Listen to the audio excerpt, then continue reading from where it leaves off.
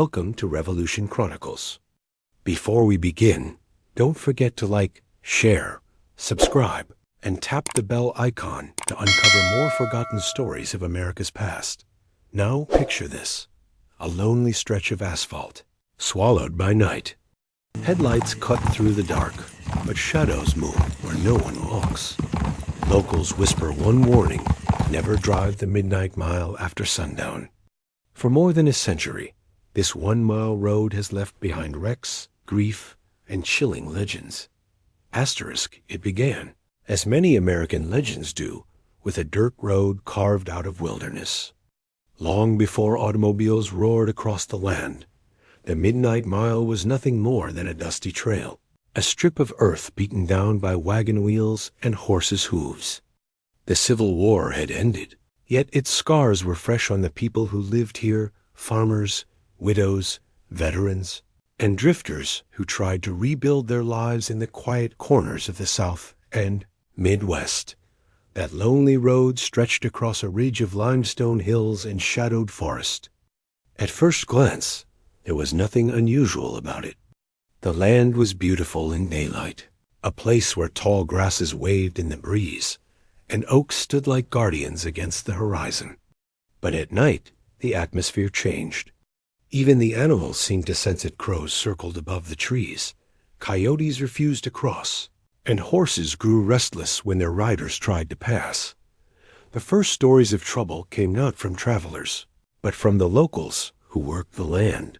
Farmers told of wagon wheels snapping without reason, of oxen panicking and bolting into the dark, of neighbors who set out at dusk but never arrived home. It wasn't long before the county's small weekly newspaper carried its first account: tragedy on the Ridge Road. A wagon carrying a family of 4 overturned late last night. All perished save the youngest daughter, who claims the horses were startled by a light in the trees. The date was 1874. That young girl grew up and lived into old age, yet she never forgot that night. In her later years, she told her grandchildren the same story she told the sheriff as a child: that a pale lantern swung in the trees, drifting just beyond the roadside, luring the horses into panic. It wasn't human, she insisted. It floated like smoke, but it shone like fire. From then on, whispers spread through the county. Folks began calling that stretch of road the Mile, and soon after, they added another word: midnight. Because it was always after dark, the trouble struck Dot by the late 1800s. The trail became part of a stagecoach route. Drivers dreaded it. Some refused to cross after sundown, even if it meant delaying passengers until dawn. Those who dared told unsettling tales: phantom figures standing by the roadside, shadows that followed the coach, and sudden chills that cut through even the thickest wool blankets. One coachman's story was printed in 1889, when a journalist from a nearby town set out to collect country superstitions.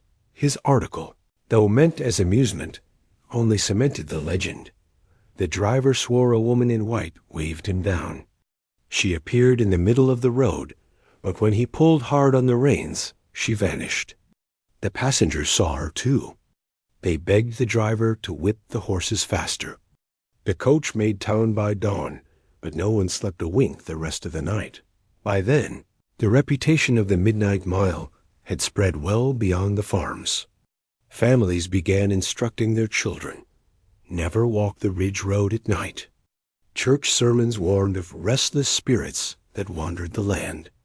The sheriff, though skeptical, admitted he lost more men to accidents there than on any other stretch of road in the county. Accidents, disappearances, whispered hauntings. By the turn of the century, the Midnight Mile had become a place avoided after sundown. Some called it cursed.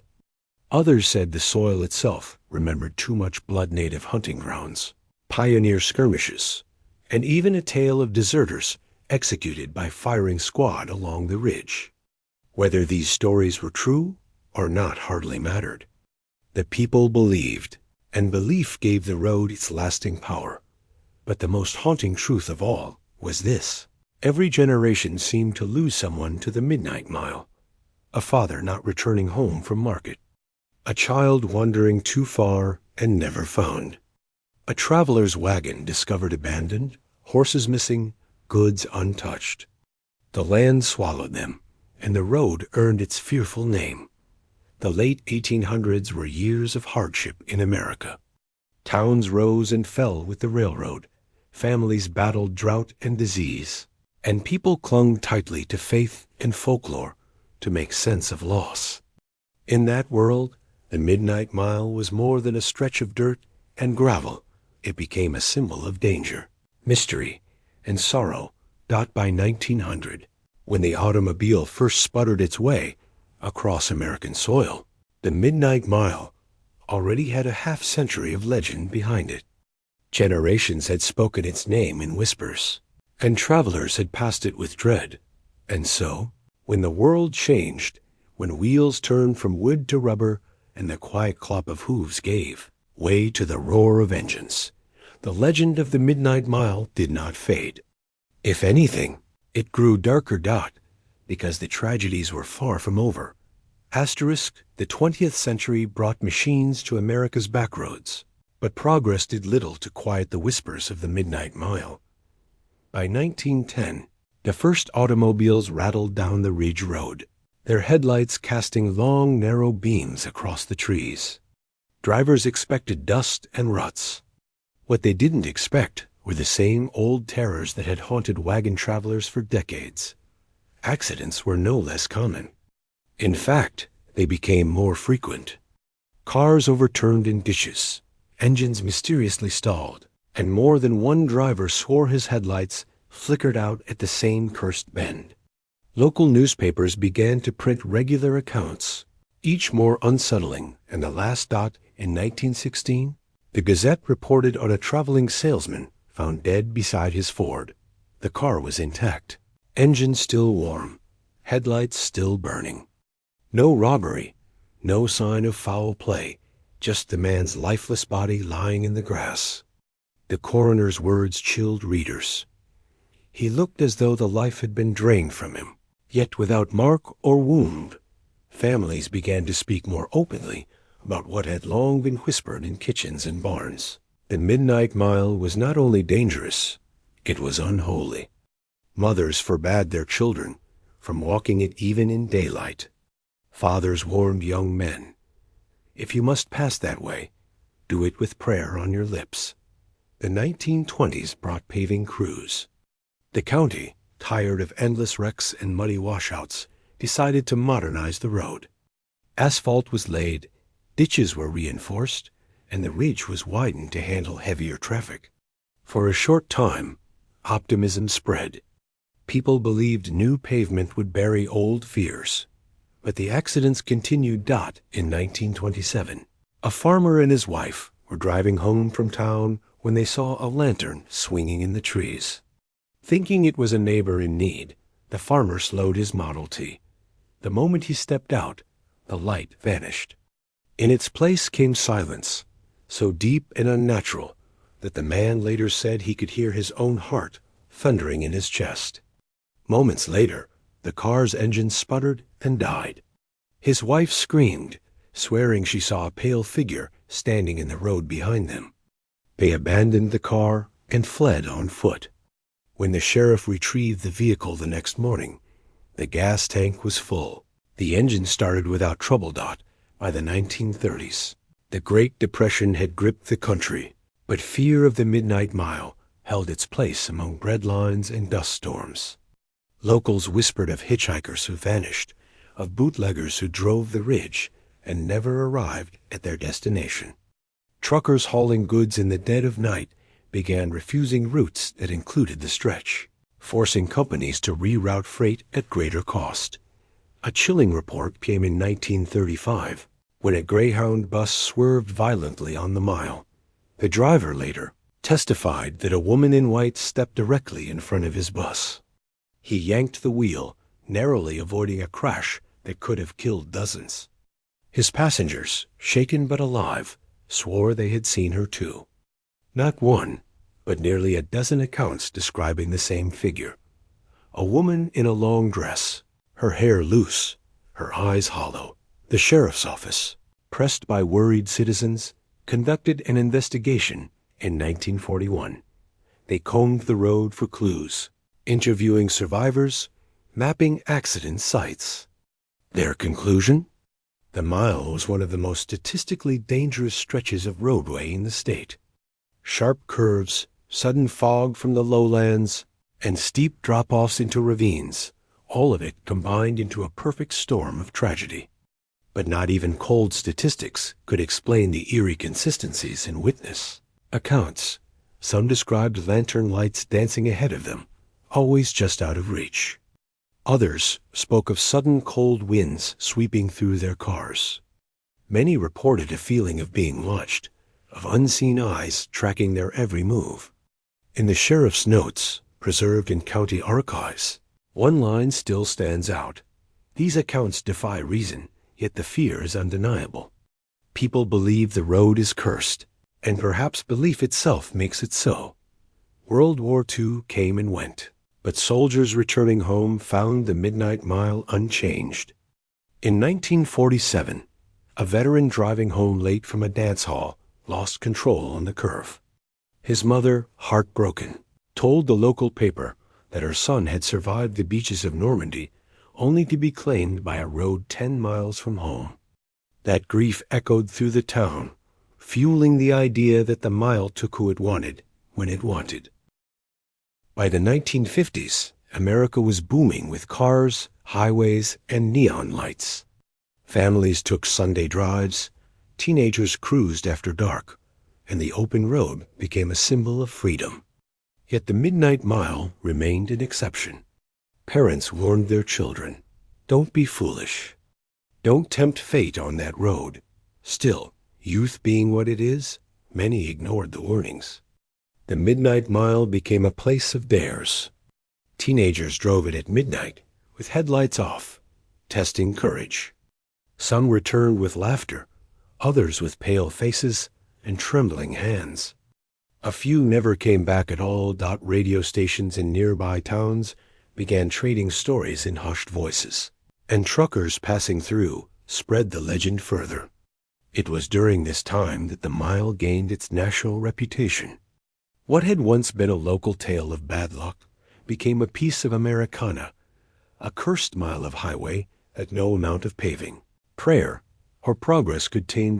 By mid-century, the legend of the Midnight Mile was firmly cemented in America's folklore. It was no longer just a dangerous road.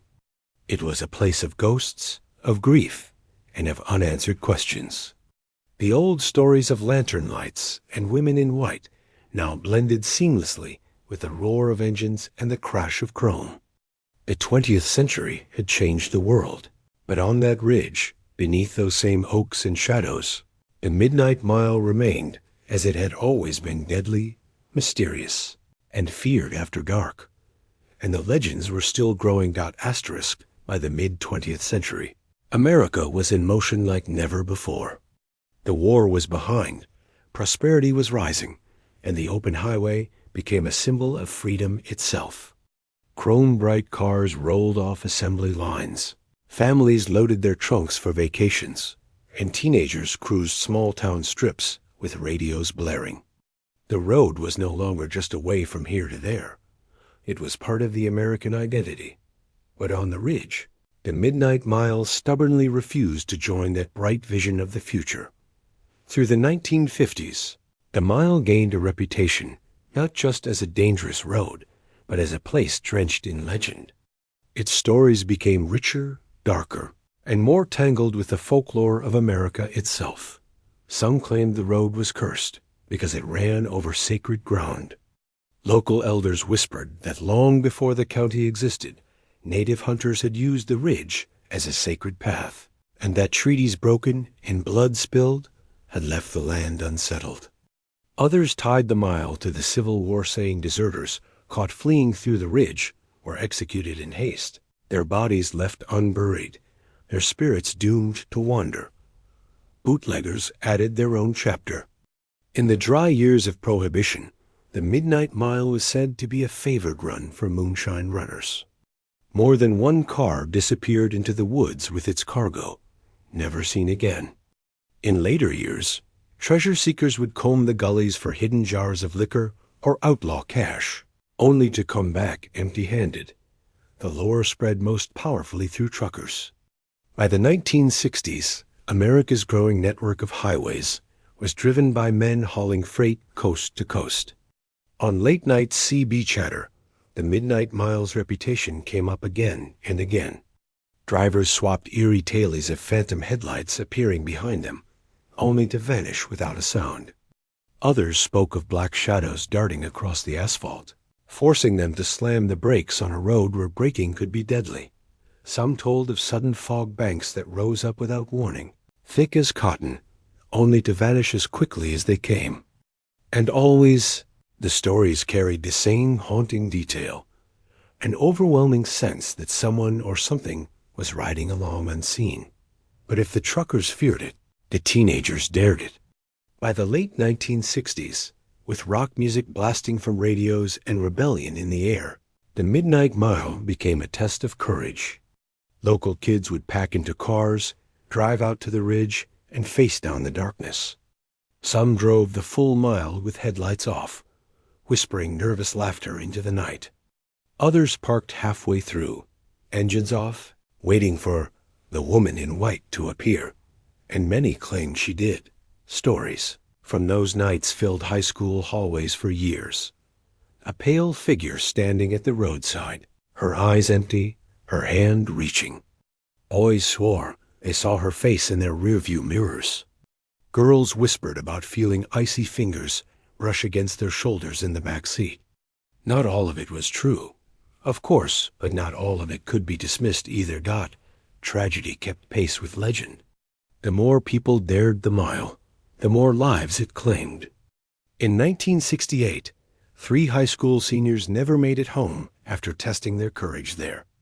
Their wrecked car was found in a ravine the next morning, the driver's knuckles locked tight on the wheel.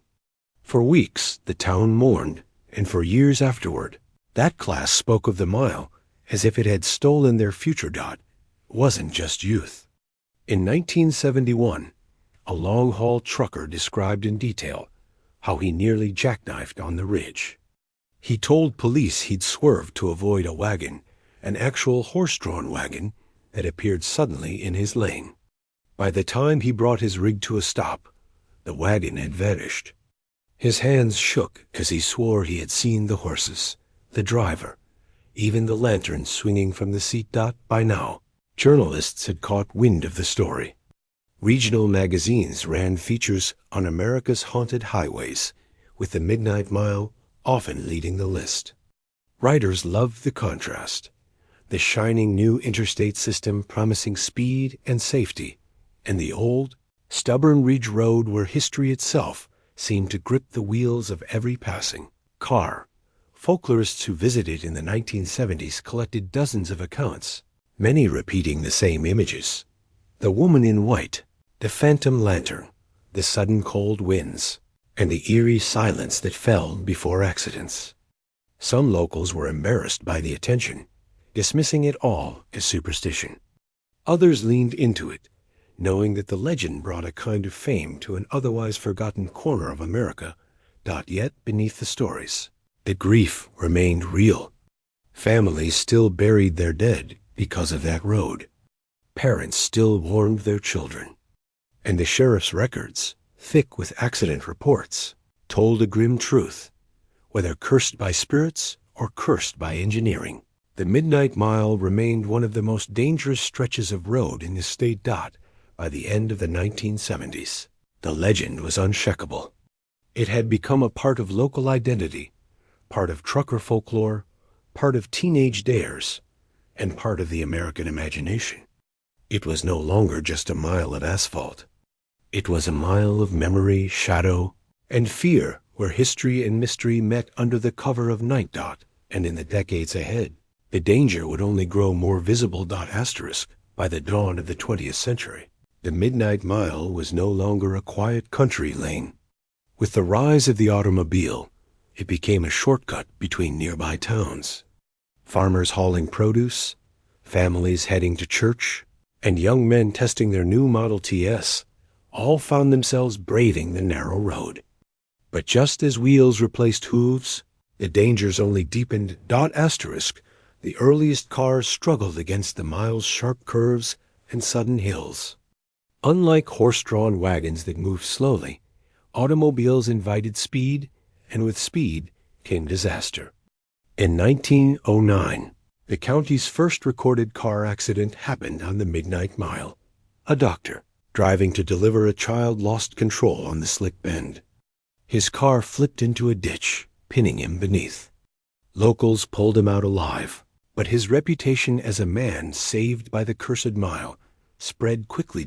As more cars appeared, so did more tragedies. Wooden crosses began to line the roadside, planted by grieving families.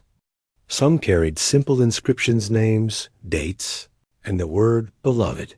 Others bore hand-carved angels or hearts, weathered by rain and sun until they looked like forgotten relics. Asterisk, with each wreck, the folklore grew richer, darker. By the 1920s, townsfolk whispered that the Midnight Mile took a life every decade. When a soldier returning from World War I crashed fatally in 1922, mothers told their children the road hungered for blood. Each story became sharper, more haunting. Old-timers swore that at midnight you could see a pale woman walking the ditch, her dress torn and her face hidden by long hair. They said she vanished if your headlights hit her, leaving only a faint smell of lilacs. Young couples dared each other to drive the mile late at night, but few returned without swearing they'd heard whispers or worse, seen a shadow crossing the road. Asterisk, despite progress, fear gripped the community. Families traveling after dark would take the long way around, adding miles to their journey just to avoid that cursed strip of road. Children were told never to walk it, not even in daylight. Pastors warned their flocks that the Midnight Mile was a place where the veil between life and death is thin. One elderly farmer in the 1930s recalled, "You could feel it in your bones. The hair on your neck would stand. No matter how many times you passed through, the silence pressed on you, heavier than the dark itself." By the 1940s, a new tale spread, the ghost car. Travelers swore they'd see headlights speeding toward them, blinding and fast. They would brace for impact, yank their wheel into the ditch, only to find nothing. No car, no sound, just silence and a smell of burning oil. The sheriff's office kept no official record of these claims, but word traveled fast in small towns. To the people who lived near the Midnight Mile, it was not imagination. It was the road's curse, alive and real. Asterisk, perhaps the darkest event came in the winter of 1951. A school bus carrying a dozen children lost traction on icy pavement. The bus slid sideways into the same ditch where the doctor's car had wrecked decades before. Several children were injured, and 2 lost their lives. The whole county mourned.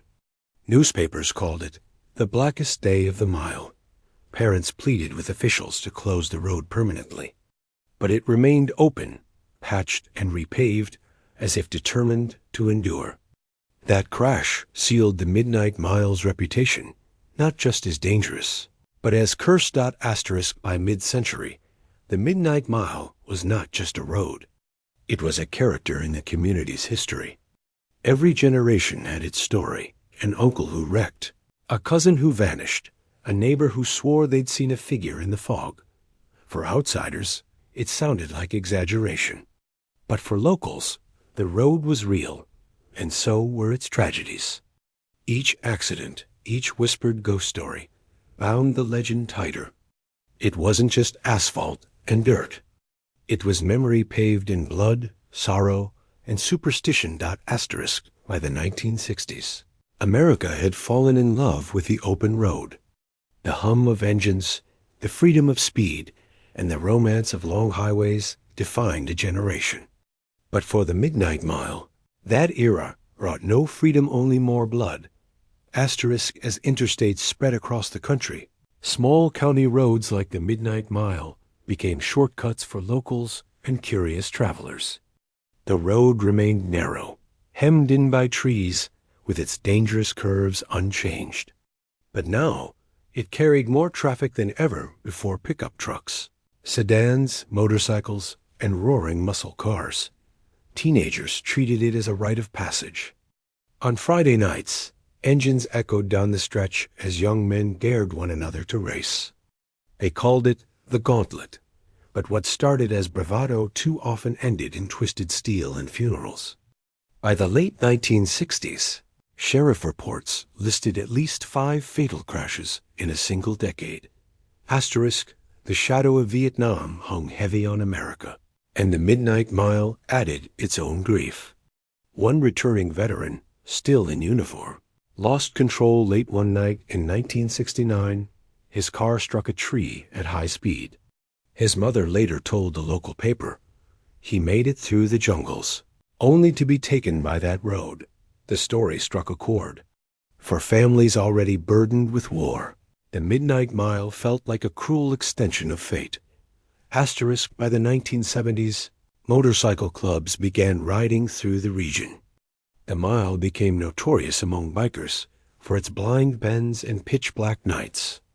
Some embraced it, boasting that if you could ride the mile at midnight and come out alive, you'd earned respect.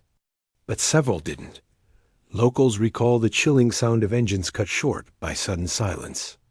Riders were found sprawled across the pavement, their headlights still burning into the night. Rumors spread that bikers swore they saw a woman dart across the road at the last second, forcing them to swerve into death's embrace. Asterisk. Officers grew weary of the Midnight Mile.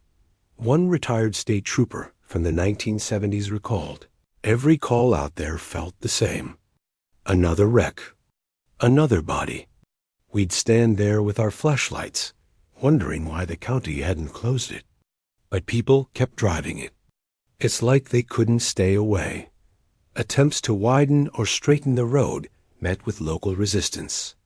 Farmers didn't want their land cut up. County budgets were too tight. And so the mile endured unchanged, waiting. Asterisk, the 1970s and early 80s brought another scourge: drunk driving. Bars on either end of the county meant the mile became a late-night passage for those who'd had one too many. It was a recipe for disaster. Locals remember dragging friends out of ditches, bloody but alive, or attending funerals where whispers always returned to the same line. The mile took another. Streetlights were proposed but never installed. Officials claimed costs were too high. And so, the darkness remained absolute thicker, it seemed, than anywhere else in the county. Asterisk, by the 1980s, the Midnight Mile's reputation had grown beyond local gossip. Newspapers occasionally ran features, calling it the most dangerous mile of road in the state. Ghost hunters whispered of cold spots where temperatures dropped suddenly inside cars. Truckers claimed CB chatter sometimes filled with phantom voices. A new legend took root, the phantom hitchhiker. Drivers said they saw a young woman in a white dress, thumbing for a ride. Those who stopped swore she vanished from the passenger seat before the next mile marker. Those who didn't stop claimed they felt her eyes in the rearview mirror until they escaped the stretch. Whether anyone believed these tales or not, one fact stood unchallenged: the mile's death toll continued to climb. Asterisk. America changed in the decades after World War II. Highways widened, cities grew, technology advanced. But the Midnight Mile remained as it always was, 1 mile of narrow blacktop, bordered by trees that seemed to lean closer each year, swallowing what little light the moon offered. For locals, it was part of life. You avoided it if you could.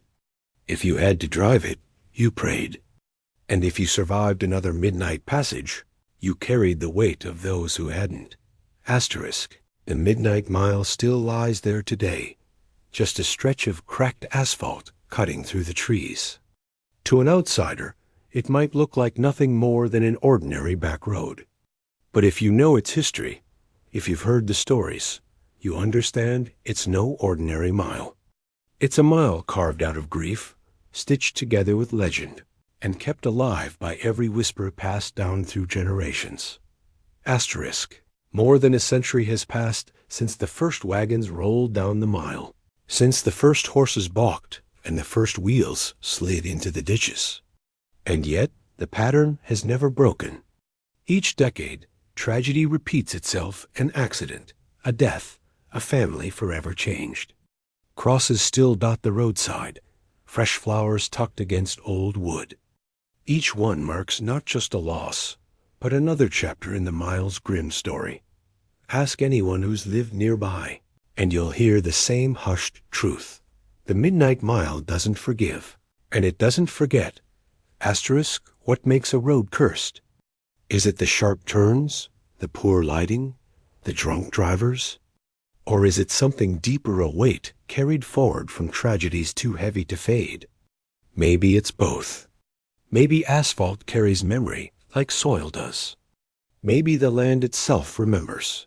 Generations have added their voices to the legend: the ghostly woman, the phantom car, the hitchhiker who disappears. These tales are more than stories. They are warnings woven into the fabric of the community. They remind every driver that danger doesn't always come from what you can see. Sometimes it comes from what you can't. Asterisk, in today's world, GPS maps may guide you around it, and highway lights may shine brighter elsewhere. But the Midnight Mile remains stubbornly the same: narrow, unlit, silent. Drivers who pass through at night still grip their wheel tighter, their breath held until the trees fall away and open road greets them again. And when accidents happen, even now, locals shake their heads. The mile took another, they say, as if the road itself keeps count. As if the pavement HUNGERS. Asterisk, the Midnight Mile is more than a haunted road. It is a mirror of America itself.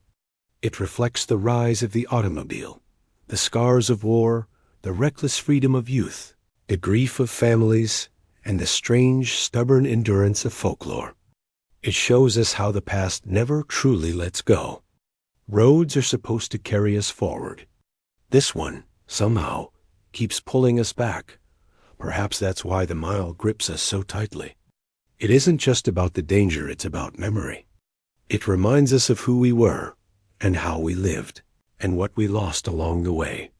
Asterisk, if you ever find yourself there, if you feel brave enough to test that 1 mile stretch at midnight, remember this: thousands have driven it before you. Some made it through with nothing but nerves. Others left pieces of themselves on its blacktop, their stories becoming part of the legend. Drive slow. Watch the shadows. And if you see headlights that vanish, or a woman waiting in the ditch, don't ask questions. Just keep moving. Because on the Midnight Mile, the past is never past. It rides with you, mile after mile, waiting in the dark.